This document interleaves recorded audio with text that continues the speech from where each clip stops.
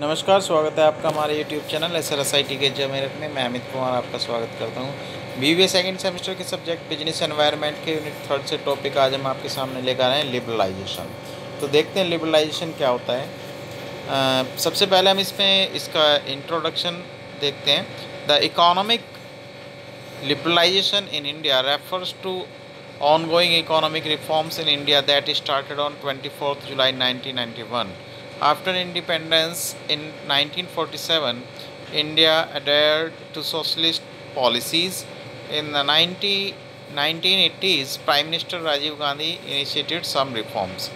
देखिए लिबरलाइजेशन क्या है। LPG liberalisation, privatisation and globalisation, ये तीनों चीज़ें 1991 में इंडस्ट्रियल पॉलिसी के तहत आई थी। और लिबरलाइजेशन का हिंदी में मीनिंग है उदारता। इट मीन्स कि जो स्ट्रिक्ट रूल रेगुलेशंस हैं उनमें ढिलाई देना या उनको थोड़ा सॉफ्ट बनाना, लिबरलाइज होना। ओके, तो ये हमारा क्या है था, लिबरलाइजेशन था। और PV नरसिम्हा राव ने इसमें एक बड़ा रोल अपना प्ले किया। आप इंट्रोडक्शन के बाद देखते हैं आगे द न्यू, इसमें भी वही है। ऑब्जेक्टिव क्या था गवर्नमेंट का लिबरलाइजेशन के लिए कि जो इकोनॉमिक सिस्टम है उसमें ट्रांसफॉर्म लेकर आना, एक चेंज लेकर आना। इसके बाद मीनिंग की हम बात करते हैं। लिबरलाइजेशन की मीनिंग देखते हैं। लिबरलाइजेशन की मीनिंग में हम liberalisation of the economy means to free it from direct और physical controls imposed by the government. Economic reforms were based on the assumptions that market forces could guide the economy in a more effective manner that government control. तो क्या है कि liberalisation के अंदर हम क्या करते हैं, इकोनॉमिक को फ्री करते हैं, डायरेक्ट और physical control imposed by the government. Okay, तो लिबरलाइजेशन हमारा ये हो जाता है, हो गया। इसके बाद what made India to liberalise, किस चीज़ ने इंडिया को लिबरलाइज बनाया।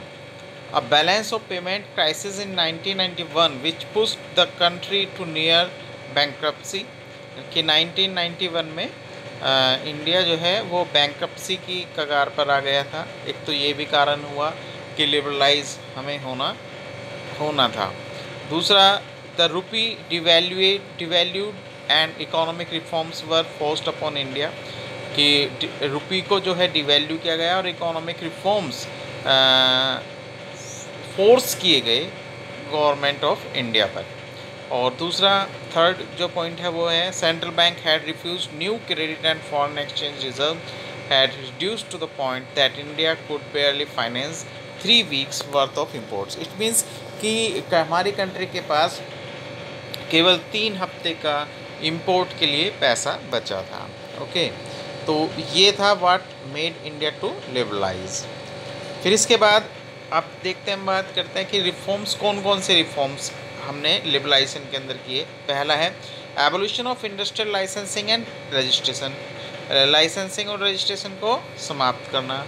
Liberalising the MRTP act, freedom for expansion and production, increase in the investment limit of the small industries, freedom to import a capital goods, freedom to import technology, free determination of interest rates। तो ये कुछ reforms थे जो कि liberalisation में हुए। अब हम बात करें कि जो लिबरलाइजेशन हुआ उसका क्या इम्पैक्ट हुआ, देखते हैं जो इम्पैक्ट्स हैं। सबसे पहला इम्पैक्ट हुआ average annual growth of service shifted to 8.1% during 1991 to 2001 from 6.9% during 1981 to 1991। तो एक तो क्या हुआ कि जो एनुअल ग्रोथ ऑफ सर्विसेज है वो थोड़ा सा चेंज हो गया सर्विसेज सेक्टर में। ओके, एनुअल ग्रोथ रेट जो था वो चेंज हो गया। दूसरा, चेंज होने के बाद दूसरा था a rate of growth that will double average income in a decade. फिर थर्ड है सेकंड था a rate of growth that will double average income in a decade, income को डबल किया, double average income in a decade 10 सालों में। और तीसरा rapid growth in communication services, financial services, business service and community services. In services में rapid growth है, बहुत तेज़ी के साथ ग्रोथ देखने को मिलती है। और फिर है मिली हमें यहाँ पे। और फिर है fourth point, exports of information technology enable services particularly strong, कि export of information technology enable services particularly strong, और इससे हमारी जो सर्विसेज है वो स्ट्रॉन्ग बन गई। तो ये कुछ इम्पैक्ट थे जो रिफॉर्म्स किए गए, और ये लिबरलाइजेशन का भी एक कुछ इम्पैक्ट्स थे। ओके, तो आज की वीडियो में केवल इतना ही। वेट कीजिए हमारी नेक्स्ट वीडियो का। तब तक के लिए धन्यवाद।